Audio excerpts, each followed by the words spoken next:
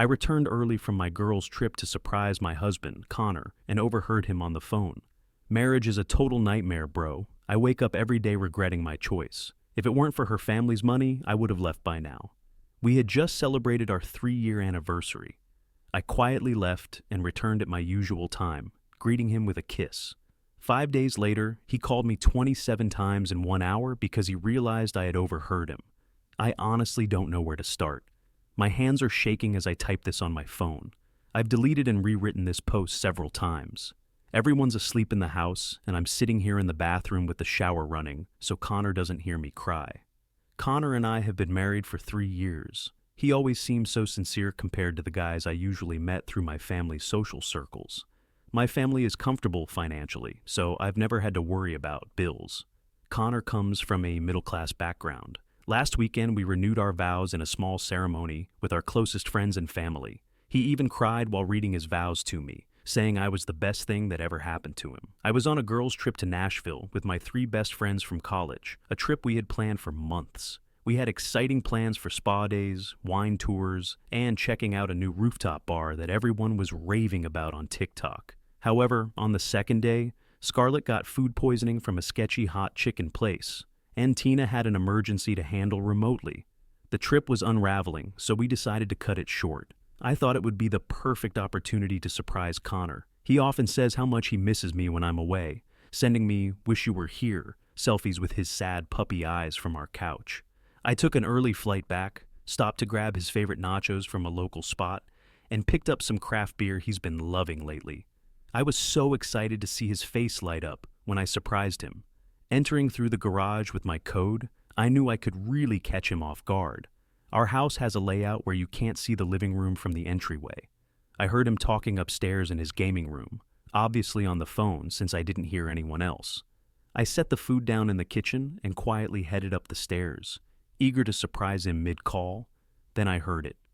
Marriage is a total nightmare, bro. I wake up every day regretting my decision. I froze on the stairs, my heart stopping. I thought maybe he was joking with a friend, so I waited for the punchline, but there was no laugh. If it weren't for her family's money, I would have left already. The only good thing about this situation is I don't have to worry about rent or bills anymore. My heart felt like it was breaking as I stood there. The vow renewal, pure torture. I had to stand there and pretend while her family looked on with misty eyes. I've become good at the act, though. Oscar-worthy. He laughed then, actually laughed. But hey, small price to pay for the lifestyle, right? Her dad's talking about bringing me into the family business next year. Once I'm established there, I'll have options. More options than just being the money wife's husband. The money wife. That's what he calls me behind my back. 3 years of marriage, and I'm just the money wife to him. Somehow, I managed to silently go back downstairs, grab the food and beer, and slip out. I sat in my car in the parking lot for almost 2 hours, sobbing. My mascara was everywhere, and an old lady even knocked on my window to ask if I needed help. I told her my dog had died, the first of many lies I would tell that day. I returned the food, saying my husband wasn't feeling well. I texted the girls that I decided to stay at a hotel near the airport to catch up on emails before heading back to Nashville the next day. I drove around for hours trying to figure out my next steps. Every memory of our relationship replayed in my mind, now viewed through a painful lens. All those times he insisted on paying for dinner, only at cheaper places. How reluctant he was to let me help with his student loans until I practically forced him to accept my help. He always had big dreams, but lacked the motivation to pursue them until my dad offered him connections. Our anniversary gift from his parents was an engraved wooden sign for our entryway that reads, "Where your story begins." I stared at it this morning while sipping coffee, thinking our story was just starting its next chapter. But it seems our story was merely a financial arrangement for Connor. I decided to go back to Nashville. For the next 3 days, I pretended everything was fine with my girlfriends, even though I was struggling inside and probably drank too much wine each night.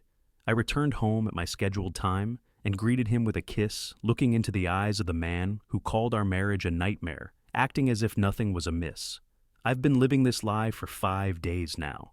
5 days of sleeping next to someone who apparently regrets waking up next to me.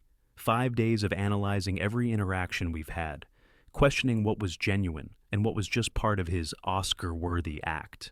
I started checking our accounts and discovered Connor had been making some odd withdrawals.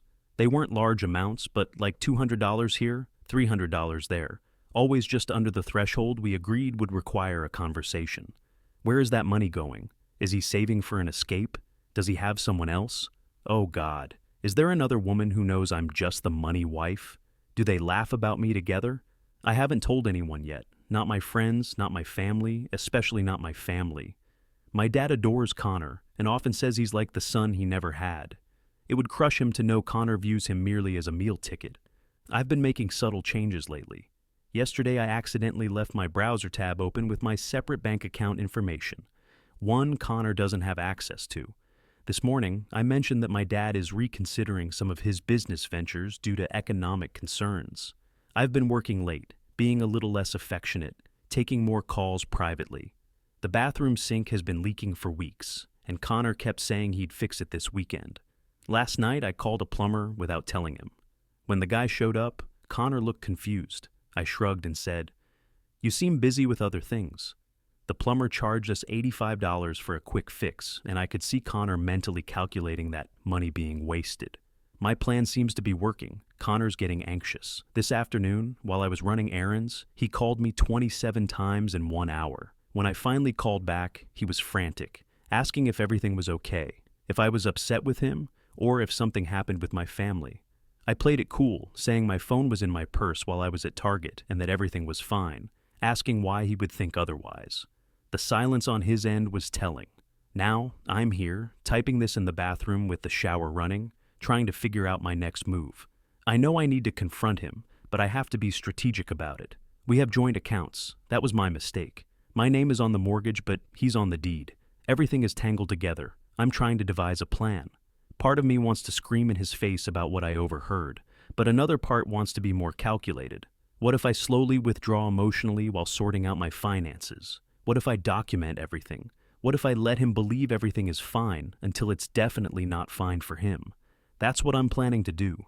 He spent 3 years deceiving me, so maybe I can manage a few weeks of the same. I need to go. The hot water is probably running out, and Connor will wonder why I've been in the shower for 45 minutes. I'll go out there, kiss my husband goodnight, and lie beside him while plotting my exit. First update. Thank you all for the overwhelming support on my last post. I read every single comment, and you all gave me the strength to get through these past 2 weeks without completely losing it. Sorry for the delay in updating. I've been careful about my online activity since Connor has started casually glancing at my phone whenever it's nearby. It's been 14 days since I overheard my husband of 3 years say to his friend that our marriage is a nightmare and that I'm just his meal ticket to financial comfort. 14 days of lying next to someone who seemingly regrets waking up beside me each morning. 14 days of the most exhausting performance of my life. The day after my last post, I knew I had to be methodical about this. I decided no emotional reactions, no confrontations, until everything was perfectly lined up.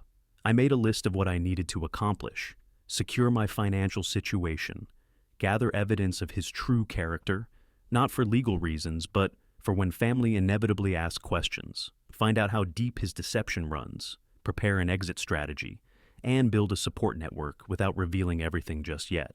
The first thing I did was call my bank to increase my security measures. I changed all my passwords, added verbal security questions, and made sure they knew not to discuss my account with anyone but me. Then, I began slowly transferring money from our joint accounts into my personal one. Nothing drastic, just enough each day to avoid raising suspicion. Is that wrong? Maybe. But discovering your husband is a gold-digging liar definitely shifts your perspective on fairness. Regarding the weekend reconnection trip Connor suggested, I agreed, but proposed we go to a rustic cabin my family owns by the lake instead of the luxury resort he had in mind. The look on his face was priceless. He quickly masked it with a "whatever makes you happy, babe," but I caught that flash of disappointment. Everything started to make sense. I realized how he always pushes for the expensive options when he thinks my family will cover it, but becomes budget conscious when it comes from our accounts. The cabin trip turned out to be revealing in ways I hadn't expected. Our Wi-Fi barely worked, and Connor spent most of the weekend checking his phone and complaining about the spotty signal. He would wander down to the end of the dock, trying to catch one bar. At one point, I quietly followed him and overheard him saying he was going crazy being stuck in the middle of nowhere and would make it up to someone when he got back. Who was he talking to? What was he planning to make up to them? When we got home Sunday night, he immediately said he needed to run to Walmart for some things for work the next day.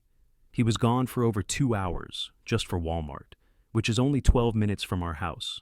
Later, when I checked our joint credit card app, I saw no charge from Walmart, but a $60 charge from a bar across town.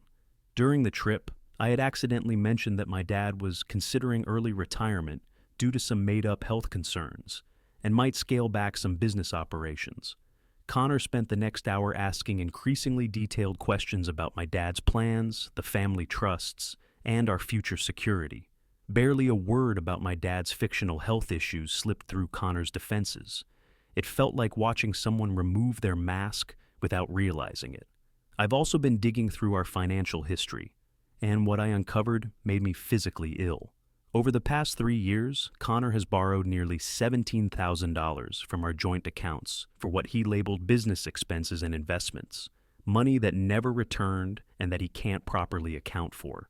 There's a pattern of large withdrawals just before he visits his hometown, suggesting he's been supporting someone or something there that I'm unaware of. Last week, while he was at the gym, I rummaged through his nightstand, something I never thought I'd do, but desperate times call for desperate measures. Inside, I found a second phone, one of those cheap prepaid ones from Target. It was password protected, but he'd scribbled the code on a sticky note stuck to the back. Classic Connor, always forgetting his passwords. The phone had only one contact saved, D. The text between them discussed meetups and money, with some referencing a long-term plan and staying the course.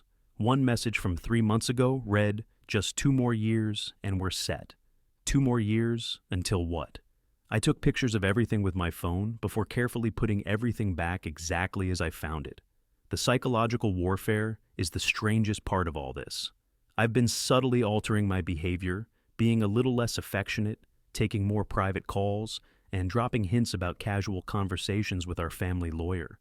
Nothing confrontational, just different. Connor is starting to unravel. 2 nights ago, he even went through my closet while I was in the shower. I only know because he left my boots in a different order than I keep them. Yes, I'm that person who arranges her shoes precisely. When I came out and noticed, I didn't say anything, just rearranged them while he pretended to be busy on his phone from the bed. Yesterday, I caught him scrolling through my iPad search history while I was making dinner. I had intentionally left searches for signs your husband is cheating and separate bank accounts in marriage for him to find. When I walked in, he practically hurled the iPad onto the couch and started raving about how much he loved the lasagna I was making, even though I was clearly making stir-fry. Our fridge has been making a weird clicking sound for months, and Connor always said he'd fix it. Yesterday, I casually suggested, maybe we should just buy a new one, and he immediately went into fix-it mode, spending 2 hours tinkering with it. Suddenly, all those household tasks he had been procrastinating on for months are getting done. The bathroom door that's been squeaking since last Christmas, fixed. The broken porch light, replaced. The wobbly kitchen table, stabilized. It's like watching someone frantically trying to prove their worth. I've started having lunch with Loretta once a week. She's my best friend from college and the only person I've confided in about what's happening. Initially shocked and furious on my behalf, she has now become my co-conspirator and sounding board. She helped me set up a separate email account that Connor doesn't know about, and suggested I start documenting everything. Last Wednesday, I was supposedly working late at a client meeting. In reality, I was sitting in a Starbucks, scrolling through surviving infidelity stories, and taking notes. Connor showed up unannounced with dinner, a first in 3 years of marriage. He claimed he was just missing me, but spent the entire impromptu dinner interrogating me about a call he had overheard with Loretta, where I mentioned making big changes. The call was actually about possibly redoing our guest bedroom, but he doesn't need to know that. Then came the incident with the 27 calls I mentioned briefly in my last post. I now realize what triggered it. That morning, I had left printouts from our joint account on my desk, showing his significant withdrawals over the past year. I hadn't confronted him about them. I just left them there. When I came home that evening, the papers were in a different position. He must have seen the documents, panicked, and that's why he bombarded me with calls while I was in meetings. When I finally called him back after the 27th attempt, the conversation went like this. Me: "Hey, what's the emergency?" My phone was in my desk during meetings. Connor, breathing heavily. "No emergency, just, is everything okay with you? With us? You've been different since you got back from Nashville." Me: "Different how?" Connor: "I don't know, distant, and you've been taking a lot of private calls. You mentioned something about your dad reconsidering his business plans. I'm worried about you." Notice how he slipped in his concern about my dad's business alongside his fake concern for me? Classic Connor move that I never recognized before. Me: "Everything's fine, just busy with work. Why would anything be wrong?" The silence on his end stretched so long that I thought the call had dropped. Connor: "No reason, I just love you, that's all." Me: "I love you too." The biggest lie I've ever told. After we hung up, I sat in my car and cried for almost an hour. Not because I'm sad the marriage is ending, but because I'm mourning the relationship I thought I had. The Connor I fell in love with doesn't exist. He's a character played by a man who sees me as nothing more than a bank account with a body attached. Last night, he suggested we have another vow renewal ceremony for our parents who couldn't attend the first one. When I asked why the sudden interest in renewing vows we just did 2 weeks ago, he stammered something about celebrating our love with everyone important to us.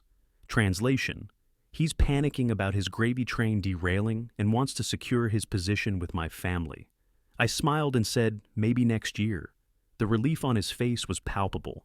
What he doesn't know is that I've already spoken to a lawyer, not our family lawyer, but someone recommended by Loretta who doesn't run in our social circles.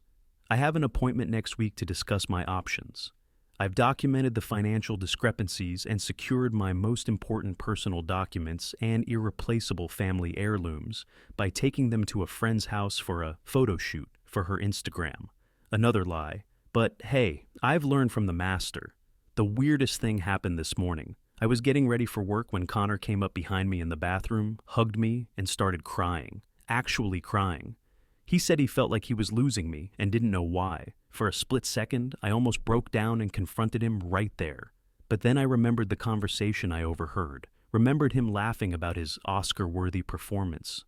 I just patted his arm and told him everything was fine, just busy at work.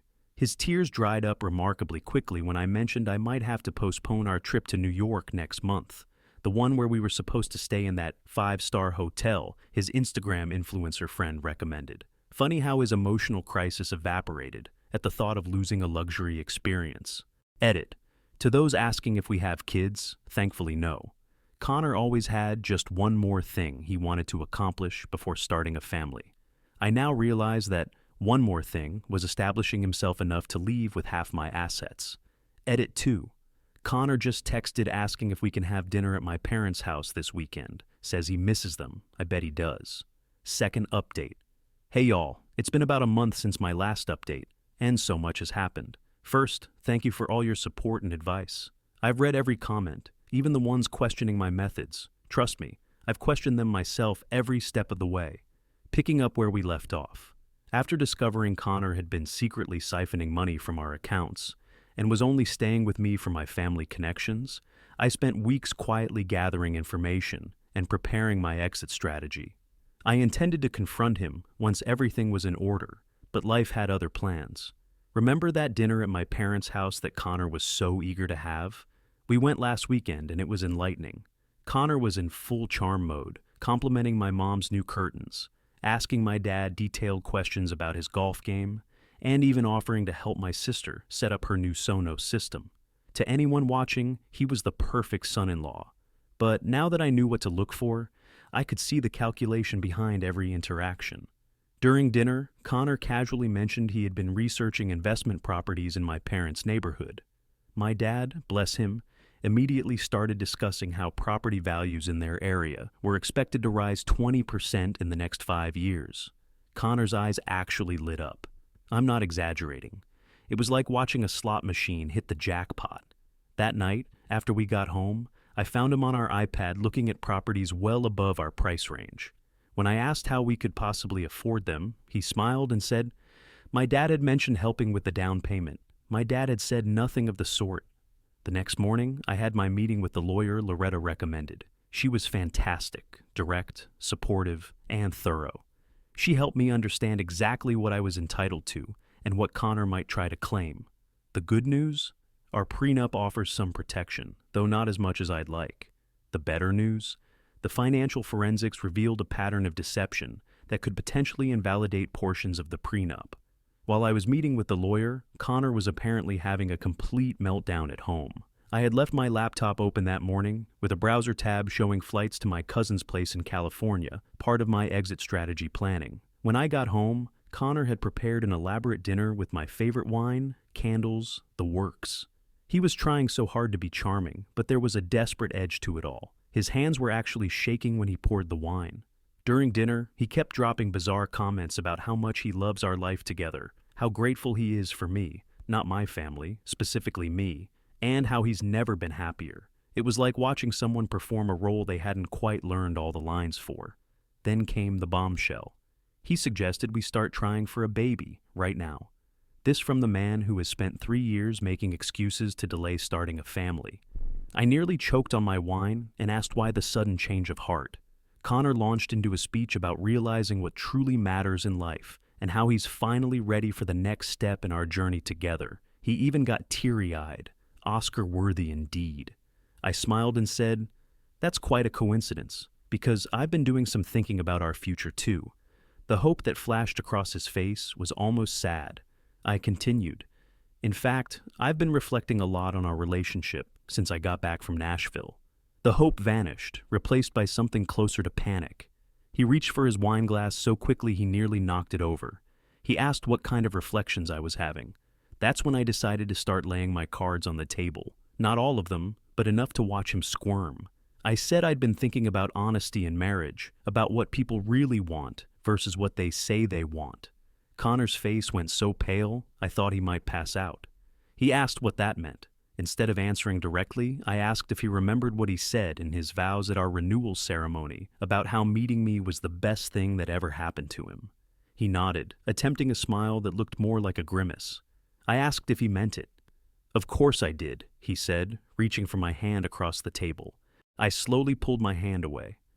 "That's interesting, because I could have sworn I heard you tell Danny that the vow renewal was pure torture, and that you had to make up romantic nonsense while my family looked on."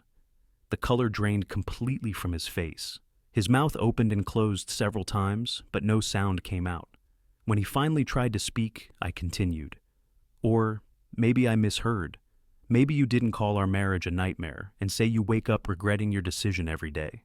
Maybe I imagined the part where you said, 'The only good thing about our relationship is my family's money.'"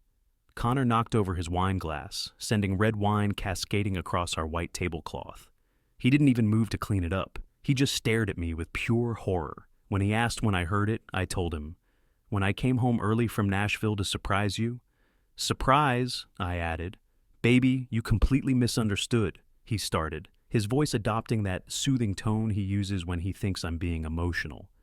"I was just venting to Danny about a rough patch. Everyone says things they don't mean when they're frustrated." "A rough patch?" I repeated. "Interesting. And which part was the misunderstanding?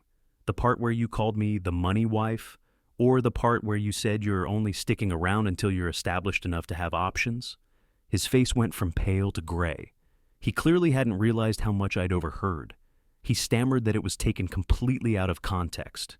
"Then please, Connor, explain the context where telling your friend our marriage is a nightmare and you're only with me for financial gain makes sense." Of course, he couldn't.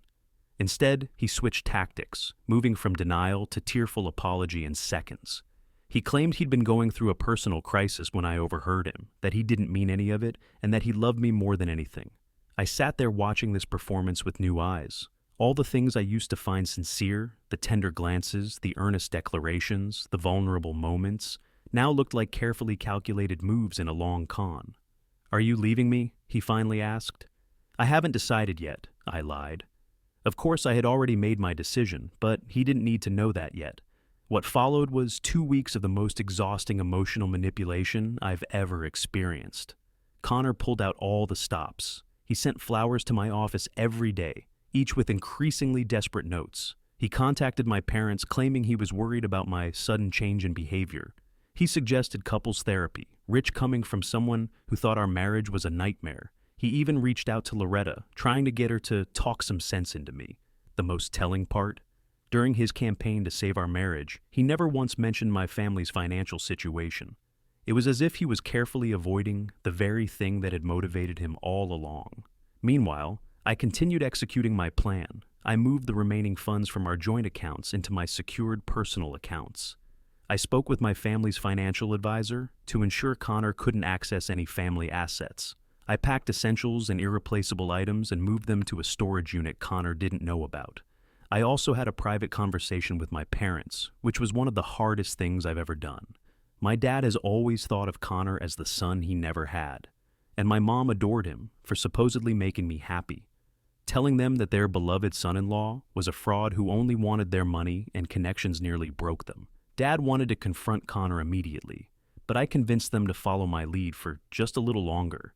The dishwasher broke down 3 days ago. Perfect timing, right? Connor immediately volunteered to call someone to fix the dishwasher, which was unusual since he normally complains about repair costs. I suggested we should just buy a new one, and he surprisingly agreed without even asking about the price. He's desperately trying to appear unconcerned about money now. Last night, we attended a dinner party at my friend Scarlett's new house.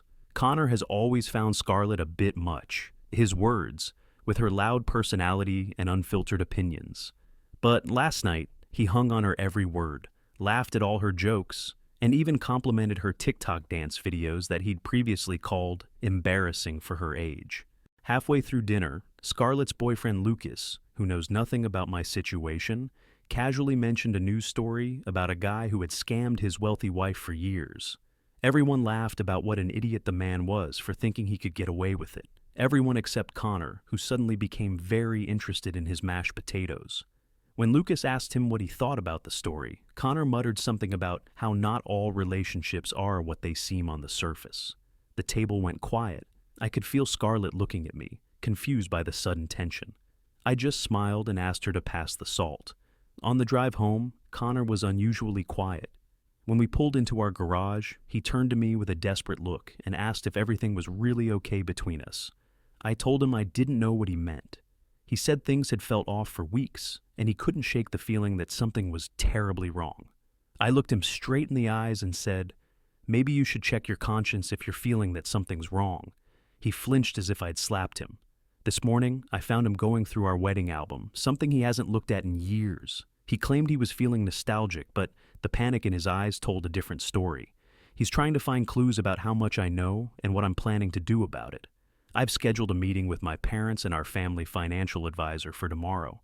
Connor thinks it's about some routine trust matter, but it's actually to formally remove him as a beneficiary from several accounts and to discuss the implications of our upcoming divorce. I've already warned my parents to act normal until after the meeting. I'm not even angry anymore. I'm tired of the performance, tired of watching him scramble to maintain his facade, and tired of pretending I don't know our entire marriage has been a business transaction to him. Tonight, Connor suggested we take a second honeymoon to reconnect. He showed me pictures of a ridiculously expensive resort in Bali, talking about infinity pools and private beaches. The old me would have been thrilled. The new me just wondered how much of my family's money he was planning to spend on this last-ditch effort. I smiled and told him it sounded lovely, but maybe we should talk about it after the meeting with my parents tomorrow. The relief on his face was immediate. He clearly thinks he still has time to fix whatever's broken. He doesn't realize that by this time tomorrow, his carefully constructed world will be in pieces. The meeting with my parents and the financial advisor is scheduled for 10 a.m. By 11, he'll know that I've known everything for weeks. By noon, he'll be faced with the reality that the gravy train has not only stopped, but is reversing course at high speed. Edit. Connor just texted asking if I want sushi for dinner tonight. He says he wants to treat me to something special before our big financial meeting tomorrow. If he only knew. Last update. Hey, Reddit family. I want to start by thanking each and every one of you who supported me through this journey. Your comments, messages, and advice helped me find strength on days when I felt like I was drowning. I promised a final update when everything was settled, so here it is, the conclusion to my story. So, that meeting with my parents and the financial advisor, it went exactly as planned. Connor's face when he realized what was happening is something I'll cherish forever. We all sat down in my dad's home office. Me, Connor, my parents, and Mr. Bradshaw, our family's financial advisor since I was a kid. Connor was all smiles, probably thinking this was his chance to cement his position in the family finances. Dad started by asking Connor if there was anything he wanted to tell us before we began. Connor looked confused but said no. Everything was great.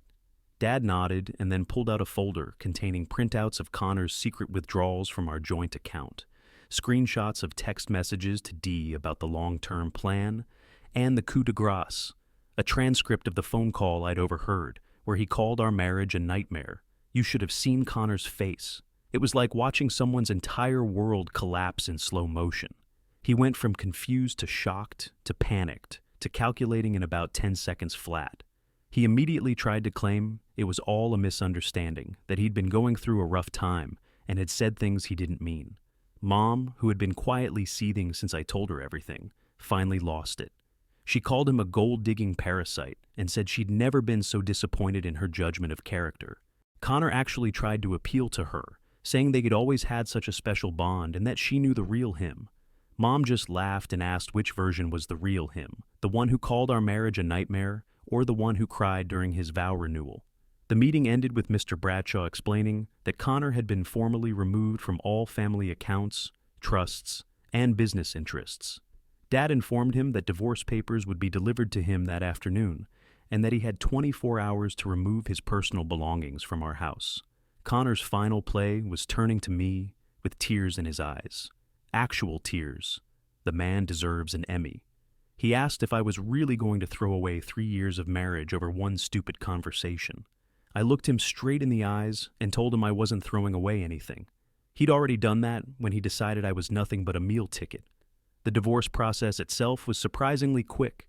It turns out when one party has overwhelming evidence that the other entered the marriage under fundamentally fraudulent pretenses and has the resources for good lawyers, things can move efficiently. Connor fought it at first, demanding half of everything, including future interests in my family's business. His initial counteroffer was so outrageous that even his own lawyer looked embarrassed. But his position weakened considerably when my team presented the evidence.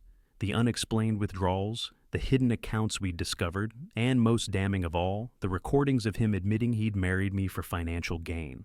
In the end, he walked away with significantly less than he'd hoped for, though still more than he deserved, in my opinion.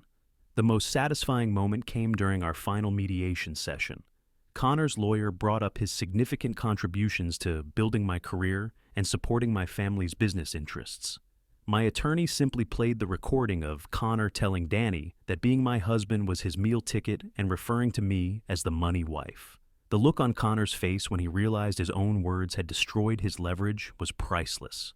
Beyond the legal proceedings, these 6 months have been a roller coaster. The first few weeks after the confrontation were the hardest. I cycled through rage, grief, humiliation, and crushing self-doubt. How could I have been so blind? How could I have missed all the signs? My therapist, yes, I found an excellent therapist. It was the best decision ever. Helped me understand that Connor's deception wasn't successful because I was stupid or naive. It was successful because he was calculating and skilled at manipulation. She helped me see that trusting someone isn't a weakness. Breaking that trust is the failure, not giving it. I moved out of our house even before it was sold. Too many memories were tainted by the knowledge that Connor had been performing rather than loving me there. I found a beautiful apartment downtown, much smaller than our house, but completely mine, decorated exactly as I want, with no consideration for anyone else's preferences. The first night in my new place was surprisingly hard. I had been so focused on logistics, setting up utilities, changing my address on Amazon, figuring out where all my random kitchen gadgets should go, that I hadn't prepared for the emotional impact. I've been rediscovering parts of myself that had gradually disappeared during my marriage. Remember how Connor always said my laugh was too loud in public? Last week I snorted, laughing at a TikTok while waiting in line at Starbucks, and didn't even think to apologize. Baby steps, right? My relationship with my parents has actually deepened through all this. Dad apologized to me, which caught me completely off guard. He said he worried that growing up with wealth had made me a target, and that he should have better prepared me for people who might see me as an opportunity rather than a person. It was the most vulnerable conversation we've ever had. Mom has gone full mama bear mode, checking in on me daily and sending me articles with titles like 10 Signs That Man Is Just After Your Money and How to Spot a Gold Digger. It's a bit much, but I appreciate the sentiment. She's also set me up on 3 blind dates already, all with men she's personally vetted for financial independence. I've declined them all. I'm nowhere near ready to date again, but her heart's in the right place. My friends have been incredible, especially Loretta and Scarlett, who have shown up for me in ways I can never repay. Tina, unfortunately, sided with Connor initially. They had been friends before Connor and I met, and she believed his version of events. The strangest part has been running into mutual friends who don't know the whole story. Last week, I bumped into Connor's friend Danny. Yes, that Danny who he was talking to on the phone, at Target. He did this weird half-wave and then pretended to be really interested in paper towels. I just smiled and kept walking. Later, I saw him watching me from the parking lot as I loaded my car. It was clear Connor had told him some version of events that painted me as the villain. Whatever. I don't have the energy to care what Connor's buddies think anymore. Last month, Connor actually showed up at my apartment unannounced. He said he wanted to talk, to explain himself. I told him he'd had 3 years to be honest with me, and that I wasn't interested in whatever story he'd crafted now. He tried to hand me a letter, which I refused to take. He left it in my mailbox anyway. For a moment, I considered burning it unopened, but curiosity won out. It was a strange mix of apology and justification. He claimed he truly had grown to love me despite his initial motivations, that he regretted his words to Danny, that he missed us and the life we had built. I read it once, then shredded it without responding. His words have no power over me anymore. According to Loretta's cousin, who works at that fancy steakhouse downtown, Connor is now dating the daughter of one of my dad's business associates. She's been warned, of course, but has decided Connor is misunderstood, and that I clearly did something to provoke his behavior. Some lessons have to be learned firsthand, I suppose. I've also gotten really into cooking, something Connor always dominated in our relationship. Last night, I made this amazing mushroom risotto that actually turned out edible. Progress. Do I still have bad days? Absolutely. Sometimes I wake up furious that I gave 3 years of my life to someone who saw me as nothing but a bank account. Sometimes I worry about trusting anyone romantically again.